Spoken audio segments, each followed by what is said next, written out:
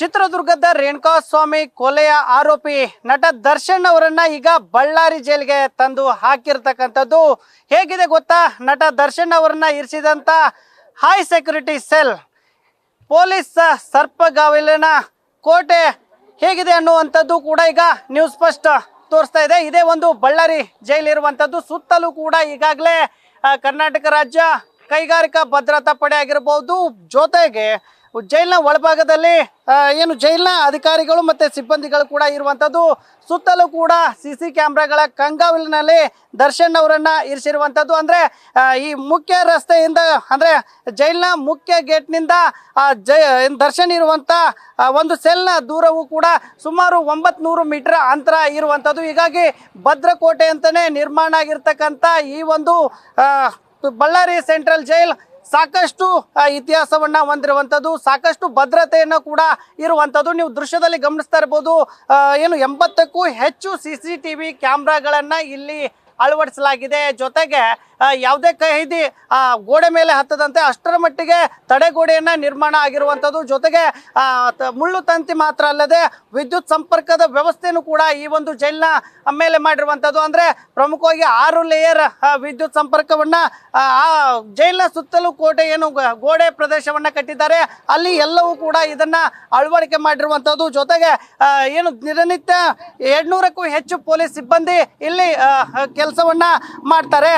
ಏನು ದರ್ಶನ್ ಸ್ವಲ್ಪವೂ ಮಿಸ್ ಮಾಡಿದ್ರು ಕೂಡ ಕ್ಷಣ ಕ್ಷಣದ ಮಾಹಿತಿ ಪೊಲೀಸರಿಗೆ ಸಿಗುವಷ್ಟು ಒಂದು ರೀತಿಯಾದಂಥ ಭದ್ರಕೋಟೆ ಈಗ ನಿರ್ಮಾಣ ಆಗಿರುವಂಥದ್ದು. ಅದರಲ್ಲೂ ಕೂಡ ಹಳೆ ಕಾಲದಂದ್ರೆ ಹೈ ಸೆಕ್ಯೂರಿಟಿ ಸೆಲ್ ಅಂದರೆ ಅದು ಸಾಕಷ್ಟು ಒಂದು ರೀತಿಯಾದಂಥ ಭಯದ ವಾತಾವರಣ ಅಂತಾನೆ ಹೇಳ್ಬೋದು. ಯಾಕಂದರೆ ಹೈ ಸೆಕ್ಯೂರಿಟಿ ಸೆಲ್ ಅಂದರೆ ಅದು ಕಠಿಣ ಶಿಕ್ಷೆ ಅನ್ನುವಂಥ ಒಂದು ನಿಟ್ಟಿನಲ್ಲಿ ಸಾಕಷ್ಟು ವರ್ಷಗಳಿಂದಲೂ ಕೂಡ ಪ್ರತೀತಿ ಇರುವಂಥದ್ದು. ಹೀಗಾಗಿ ಏನು ಒಂದು ಕ್ಷಣ ಏನಾದರೂ ಮಿಸ್ ಮಾಡಿದ್ರು ಕೂಡ ಅಲ್ಲಿ ಇರ್ತಕ್ಕಂಥ ಜೈಲಿನ ಅಧಿಕಾರಿಗಳಿಗೆ ತಿಳಿಸುವಂಥ ಒಂದು ಮಟ್ಟಿಗೆ ಆ ಒಂದು ಸೆಲ್ ಇರುವಂಥದ್ದು. ಈಗ ದರ್ಶನ್ ಅವರನ್ನು ಕೂಡ ಅದೇ ಒಂದು ಸೆಲ್ ಒಳಗಡೆ ಅಧಿಕಾರಿಗಳು ಕೂಡ ಇರಿಸಿರುವಂಥದ್ದು. ಈ ಒಂದು ಕೋಟೆಯನ್ನು ದಾಟೋದು ಅಷ್ಟೊಂದು ಸುಲಭ ಅಲ್ಲವಣ್ಣ ಅಂತ ಒಂದು ನಿಟ್ಟಿನಲ್ಲಿ ಭದ್ರತಾ ವ್ಯವಸ್ಥೆಯನ್ನ ಹಂತ ಹಂತವಾಗಿ ಹೆಚ್ಚಿಗೆ ಮಾಡಿರುವಂಥದ್ದು. ಅದಲ್ಲದೆ ಈ ಒಂದು ಸೆಲ್ನ ಮುಖ್ಯವಾಗಿ ದೇಶದಲ್ಲಿ ಅಂದರೆ ಅಂಡಮಾನನ್ನು ಹೊರತುಪಡಿಸಿದ್ರೆ ಅದು ಭಾರತದಲ್ಲಿ ಇರುವಂಥದ್ದು ಬಳ್ಳಾರಿ ಜೈಲಿನಲ್ಲಿ ಮಾತ್ರ ಅನ್ನುವಂಥ ಒಂದು ನಿಟ್ಟಿನಲ್ಲಿ ಪ್ರತೀತಿ ಕೂಡ ಇರುವಂಥದ್ದು. ಹೀಗಾಗಿ ಸ್ವತಂತ್ರ ಹೋರಾಟದ ಕಾಲದಿಂದಲೂ ಕೂಡ ಬಳ್ಳಾರಿ ಸೆಂಟ್ರಲ್ ಜೈಲ್ ಸಾಕಷ್ಟು ಪ್ರಸಿದ್ಧಿಯನ್ನು ಪಡೆದಿರುವಂಥದ್ದು.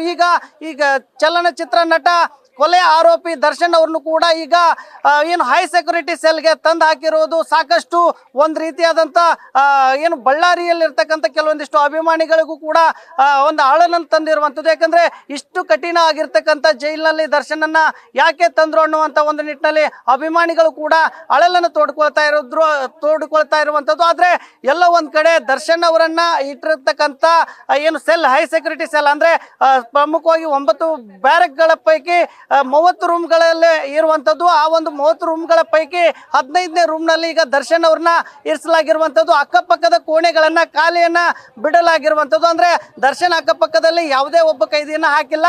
ಬದಲಾಗಿ 30 ಏನು ಸೆಲ್ಗಳಿದಾವೆ ಅದರಲ್ಲಿ ಈಗಾಗಲೇ 11 ಕೈದಿಗಳನ್ನ ಇರಿಸಲಾಗಿರುವಂಥದ್ದು. ಅಂದ್ರೆ ಏನು ರಾಜ್ಯದ ಪ್ರಮುಖ ಅಂದ್ರೆ ತೀವ್ರ ತೆರನಾದಂಥ ಕೇಸ್ಗಳನ್ನ ನಟೋರಿಯಸ್ ರೌಡಿಗಳನ್ನ ಆ ಒಂದು ಜೈಲಿನಲ್ಲಿ ಇರಿಸುವಂತ ಒಂದು ಕೆಲಸವನ್ನ ಪೊಲೀಸ್ ಅಧಿಕಾರಿಗಳು ಮಾಡಿರುವಂಥದ್ದು. ಅದರಲ್ಲೂ ಕೂಡ ಬಳ್ಳಾರಿ, ಮಂಗಳೂರು, ಶಿವಮೊಗ್ಗದ ಮೂಲದ ಏನು ಆರೋಪಿಗಳನ್ನ ಕೈದಿಗಳನ್ನ ಆ ಒಂದು ಹೈ ಸೆಕ್ಯೂರಿಟಿ ಸೆಲ್ನಲ್ಲಿ ಇರಿಸಿರುವಂಥದ್ದು. ಅದೇ ತೆರನಾಗಿ ಇವತ್ತು ದರ್ಶನ್ ಅವರನ್ನು ಕೂಡ ಬಳ್ಳಾರಿಯ ಏನು ಹೈ ಸೆಕ್ಯೂರಿಟಿ ಸೆಲ್ನಲ್ಲಿ ಈಗ ಇರಿಸುವಂಥ ಒಂದು ಕೆಲಸಕ್ಕೂ ಕೂಡ ಮುಂದಾಗಿರುವಂಥದ್ದು. ಸಾಕಷ್ಟು ಭಯಾನಕವಾದಂಥ ಈ 15ನೇ ನಂಬರ್ ಸೆಲ್ ಅನ್ನುವಂಥ ಒಂದು ನಿಟ್ಟಿನಲ್ಲಿ ಈಗಾಗಲೇ ಬಳ್ಳಾರಿ ಜನತೆ ಕೂಡ ಮಾತನಾಡಿಕೊಳ್ತಿದ್ದಾರೆ.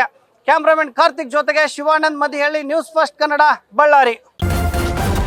ನ್ಯೂಸ್ ಫಸ್ಟ್ ನಿರ್ಭೀತಿಯಿಂದ ನಿಮ್ಮ ಪರವಾಗಿ.